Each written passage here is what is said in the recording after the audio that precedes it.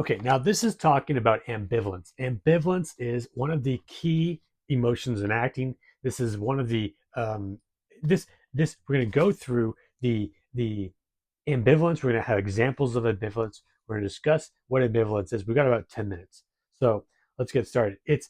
We're ambivalence is critical. We're dealing with conflict of reaction, conflicting beliefs, conflicting reactions, conflicting feelings on a topic. This is ambivalence. The It's the result of the conflicting desires, obligations, or the moral dilemmas. So typically, you'll have contrasting opinions, and that would mean that when you're doing emotional preparations, when you're activating your emotion for the emotion of ambivalence, you're actually doing a double emotional preparation, which is more common than not, to be quite honest, when you're dealing with complicated or even just normal film scenes. You're going to have mixed emotions. Now, this isn't to be, this is your own emotions. You're not dealing with the construct of the imaginary circumstance or the given circumstances, or I like to call them acting circumstances. We're talking about how to get ambivalence activated and activated in ourselves as an actor, and how do we work to be able to amplify that resonance, basically getting the resonation of ambivalence within us. And we have to be able to then identify the two different things that we're ambivalent with. So it could be a romantic conflict. It could be an actor torn between, the example here is a love and duty. This is a sheet that I have. I have this worksheet actually on emotionalpreparation.com. And we can look it up by looking up ambivalence. Mastering ambivalence is the article. And okay, so it could be a moral dilemma. So I'm going to list the five. There's romantic conflict, there's moral dilemmas, there's fear of change, there's family tensions, or there's career versus personal life. Now these are all things where there's ambivalence. And so romantic conflict is to be torn between love and duty, as an example. Moral dilemma, you could struggle between right and wrong. A fear of change could be, what was before, into the crave for transformation. Family tension could is a you could be resentment between a certain situation that could play into create the creation of the emotion of ambivalence. And you could also have well, there's a whole bunch of things I could think of for this, but we'll just keep going. Career and personal life. You might have to choose between your ambitions and then or a relationship. Now, this could happen in many different scenes. So we're taking this lesson to be able to apply to multiple scenes, acting scenes, film scenes, theater productions, and we've got a list here of some that we're going to work with and be able to identify ambivalence. Now, the keys to effectively have ambivalence in an acting scene is to understand that there's an emotional complexity. You're going to be working to have internal and external conflicts, and this is the reason why I mentioned you're dealing with your own stuff, but you're also dealing with the circumstances stuff, and you're dealing with having a strong feeling about both. In many cases, you're building up the ambivalence of the contrast. Um, Subtext, you're dealing with the subtext of the acting scene, and you're dealing with the character arc.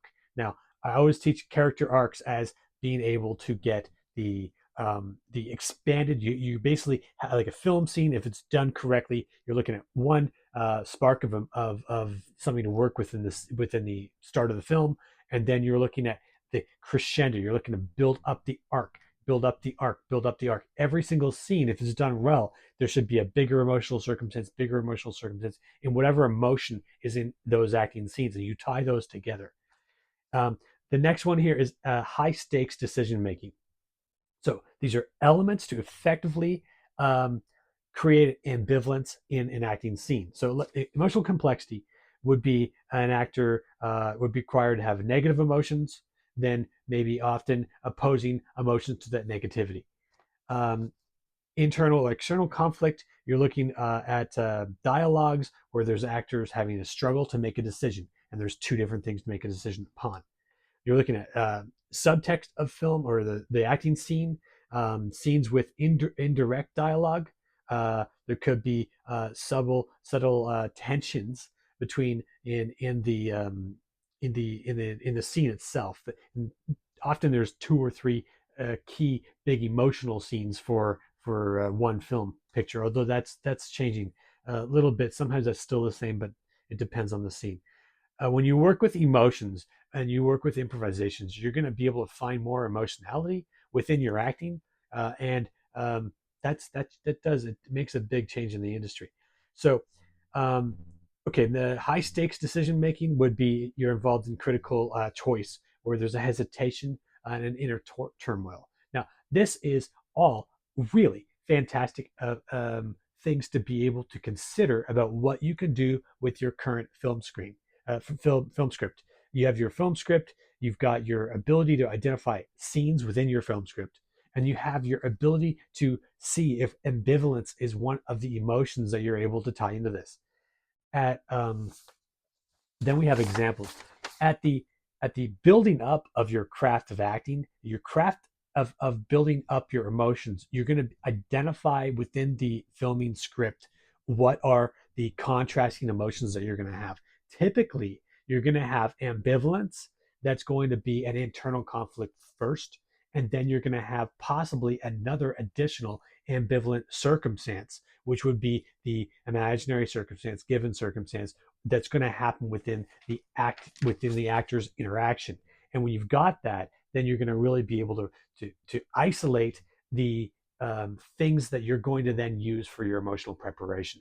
And it has to be repeated. Emotional preparation, the last step of it has to be emotional activation. If you do not activate your emotion, you are leaving yourself to be a sinking ship in your acting scenes. You're not going to be able. You've got to activate your emotion. You can't always depend upon your other actor to do that, but you activate it before the scene, and then you throw yourself into enough of a vulnerable state that you can then have the other actor and the circumstances actually give back to you and reactivate all the stuff that you've done in your preparation. All right, we're looking at some scenes here. So these are theater scenes for ambivalence of how to be able to figure out some things to study here. Hamlet's an example. Hamlet is to be or not to be. See, the ambivalence is you have to be or you have to not to be. There's a conflict there. The Doll's House, there's Nora's decision, there's doubt, there's the sisters of Aloysius and Father Flynn. That's another ambivalent scene. There's Les Liaisons Danger Ressources. This is on emotionalpreparation.com, by the way, if you need to reference it. Madame de Torvel's emotional struggle. So, you know, look, this is really an advanced part of emotional preparation. So don't feel bad if you're struggling to look at this and say, well, how do we put this together? This is why I have copious. I've studied over 8,000 acting classes. That's a lot of work. And I've studied specifically sitting just a few feet away from the actors when they're doing emotional preparations. And I would watch them, and I had the only view of the entire theater of that. Plus, then when I taught, then sometimes I would do emotional preparations with the actors, but it would sometimes depend if I was working with them directly to help them get their spark or not, or if I had to say some things to them to be able to get that for the film scene. So, all right, 1 minute left. Othello is another example. That's the Othello's internal struggle. The Godfather would be an example of Michael Corello's transformation. The conflict that he was able to do came from two different contrasting emotions of ambivalence. He was ambivalent overall in his emotion. And then another one, atonement. Brioni's realization, and Fences, Troy and Corey's confrontation. You can look these up. You can look up the article here. And I'm going to try and keep these to under 10 minutes because I think it's has a little bit more impactful value for you. And you can definitely go back and look at this stuff and realize that you are not alone in trying to figure out the craft of acting. And make sure that you understand that emotions are tough to be able to do. But the biggest mistake that actors make is they do some work on the preparation of emotion, but they don't activate it. Thank you so much.